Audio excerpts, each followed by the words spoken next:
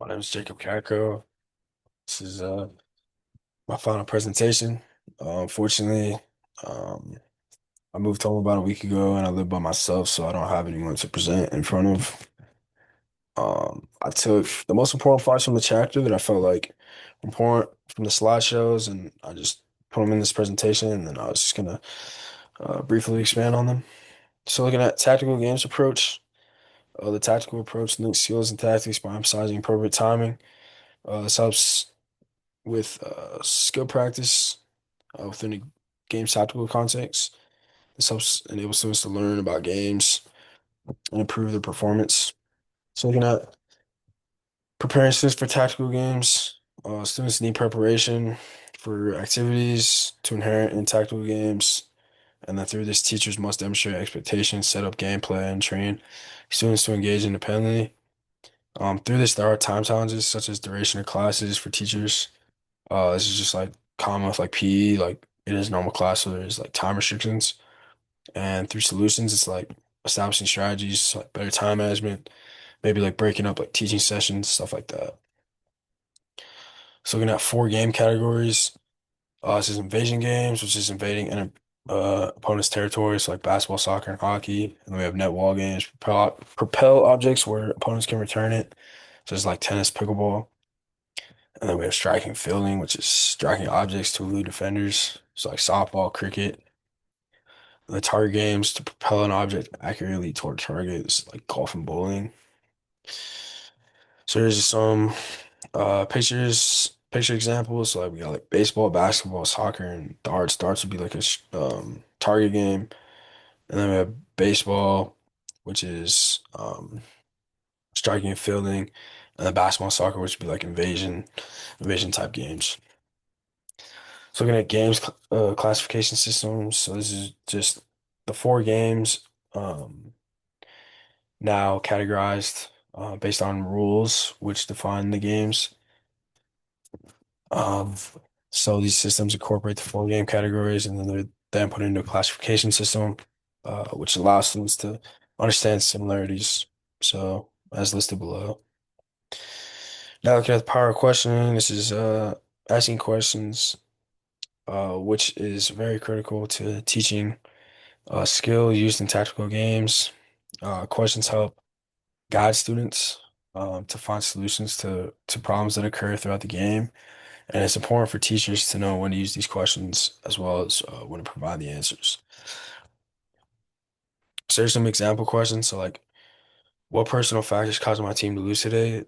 This is like an athlete that focuses on the team while self-criticizing areas of improvement to better team success and individual success. And then even though we are the best team in the league, how can we still improve our skills? This, shows growth mindset and wanting to improve. And then this would be like a coach talking to a player, like, why did you make that pass? This just allows the player to analyze their decision and learn from it. So tactical games teaching, tactical games approach with emphasis on authentic performance helps provide an active, in-depth learning setting for students. The goal through this is for teachers to find games that are appealing to students, so that way they can continue playing and find value in improving their performance. And then students are more active when they understand their role and the value that it plays on the game. So what is transfer? Transfer helps with tactical knowledge. Um, as you know, it moves through our games. So for instance, like rules and stuff like that. Um, helps knowing when and why to use skills. And the transfer encourages players to analyze situations and make smarter decisions and allows students to become more adaptable. And then why is it important? It increases learning efficiency and it helps with enabling previous experiences to benefit future instructions, such as like being adaptable. And then it reduces time needed to teach new games. And then benefits of transfer is core benefits, which is as this is just greater problem solving ability. And then we have game categories, which helps with understanding the game. And then the key principle, which is students are less dependent on direct instruction. Now looking at traditional versus tactical approach. So traditional models lead with technique. So students do drills before they understand why the skill matters. On the other end, tactical model, it's game experience creates the need for technique. So looking at the bottom, like the difference. So traditional is technique before game, and the tactical is game understanding then technique. So for instance, like most high school or like just sports within the schools, like it's a lot of like drill work, and practice, and then you get to the game. The tactical is like unique as it's game. You're learning the game, and then you understand, and then you learn the technique. So we got modified games. So these are games which can adapt in size, rules, and players to help make tactical problems visible and solvable at each student's level. So a practical example, which was included in the chapter, was in a 3v3 soccer game, on a smaller field where there's no goalkeeper. It forces students to focus on uh, their passing lanes along with their movement, and the tactical problem is instantly visible. So looking at tactical problems now. So these are game situations where students must solve, and they mirror real sport challenges and push players to think strategically. So for instance, like maintain possession. So how do we keep the ball away from the opposing team? And then attacking space, where's the space behind the defense? How do we exploit that? So that'd be like basketball or like football, you're trying to find holes to pass the ball. And we have defense organization, which is how do we position ourselves to reduce the opponent's attacking options. So using football as an example again, so it's on two sides. So like the defense prevents the offense from scoring, and then we have like an offensive line, which is like the first defense for the quarterback to prevent him from getting like tackled or sacked. So here's a photographic example. So quarterback on the top wants to keep the ball away from the defense. So how does he do that? He throws the ball to the open guy to advance the ball and hopefully score. And you can see the receiver catching the ball, and then you have the defenders behind him. So we have the tactical games model. So imagine the TGM as a pyramid. So at the bottom, we have active participation, which is engagement, communication, taking risks. And then in the middle, we have decision quality, which is evaluating the choices in gameplay context. And then at the top, we have game performance, which is performance of modified games, tactics, and positioning. So players usually have higher motivation as they go straight into playing. Um, Yet learning skills can help with understanding, along with cognitive development as decision making helps with critical thinking. And there's some challenges that are presented or requires careful planning, shift in identity, and then there's more complex assessment. So here's like a tactical problem. Super Bowl 51, uh, New England versus Atlanta. The Patriots were down 28-3 at halftime, and they ended up coming back and winning the game. So they assessed the issues in the locker room. They made halftime adjustments. They came out more focused, more detailed, and they executed better and eventually ended up winning the game. And Atlanta did not, on the other end, did not do those things. So, looking at key principles of TGM.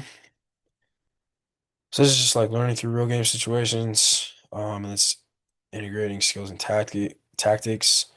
And then we have active participation, which is just students remain engaged throughout.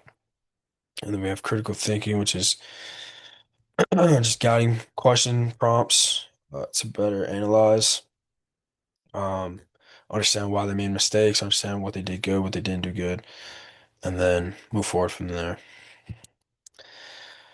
So this is the assessment of the TGM. So observation. So teachers will use observational resources to best document students' behavior, positioning, along with the choices they made during the game. It's like coaching too. And then we have game performance, which is the GPAI is the main tool, which is used for measuring contributions within the game. And then lastly, we have decision making, which is assessing the quality of decisions and not just the execution. And I teach social justice and democracy.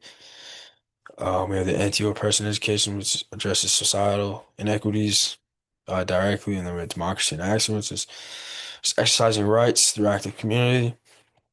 Then we have situated ethics, which is just ethical principles that emerge in context, not from abstract rules. So looking at the five forms of power, we have power over, which is like hierarchies, administration, curriculum control. This is just like ownership or like ADs kind of have say over like all sports um and athletic decisions. And we have power from within, which is just empowerment through creative and active experiences. So like for instance, like throughout a game, like referees kind of dictate the pace of the game and like the rules that are being broken, I guess, like through penalty and stuff like that. And then we have collective power, which is acting in concert, side, self-interest for common goals. Um, it's just like team efforts. And then we have earned versus unearned. It's like privilege, unearned power from gender, race, class. It's be like um an athlete who doesn't get the same opportunities because of gender, race, or their class. And then we have power with, which is like social influence, status. So just be like higher up athletes, like athletes who are more popular. They typically like are kind of held on a different scale. We have four interconnected components: social justice issues, what is right, what is wrong, inventing game processes, the learning vehicle, and then we have democratic process and then situated ethics. So the Castle framework, which is the collaborative for academic, social, and emotional competences. So we have self-awareness, which is knowing your strengths, limitations, and then that helps with growth mindset and confidence. And we have self-management, which is managing stress, analyzing impulses, and then this helps motivate to achieve goals. And then we have social awareness, which is understand and empathize with others across different backgrounds. And then we have relationship skills, which is just communicating and then cooperating and then avoiding conflict. And then responsible decision making, which is pretty self-explanatory. So looking at the four levels of game complexity, we have level one degrees two to three. So it's like easier basic stuff, easier to understand. So like action, ball placement is like a good example. Like partner rolling. And level two is like grades through three and four. So it's like progression. So now like um in like a baseball, I guess like a modified baseball game. So it'd be like no outs, no runners, fielding, base coverage, hitting, and running. You're still understanding the rules, but it's like basic. It's like not too hard to grasp. And on level three, we have grades four through five, which is again the progression. So we have runner on first and second, tag plays. There's an outfield and now there's back control. And then lastly, level four, we have grades five through six, which is advanced outfield play. Now there's cutoff, so there's a second level, and then we have relays and then a full field team defense. So why striking and field games matter? So striking and field games have cultural significance on society. Then we have challenges which are presented, which is just the format, equipment. Um, the games are less ideal for primary and elementary contexts as uh, fields may be bigger. Therefore, you have to modify a lot. So modification is required to help with learning and participation. And then the opportunity, which is modify games, develop throwing, catching, striking, and running, while also building kind of the understanding aspect of it. So like cognitive, psychomotor, and effective outcomes simultaneously. So thank you for watching my presentation. Like I said, unfortunately, I moved back a week ago, so I did not have the opportunity to present to two classmates. Um, there is uh, a Google form which acts as my feedback activity, as it is a short quiz, and then I have my five questions prepared on a Word document, which will be posted with this presentation. So thank you for watching.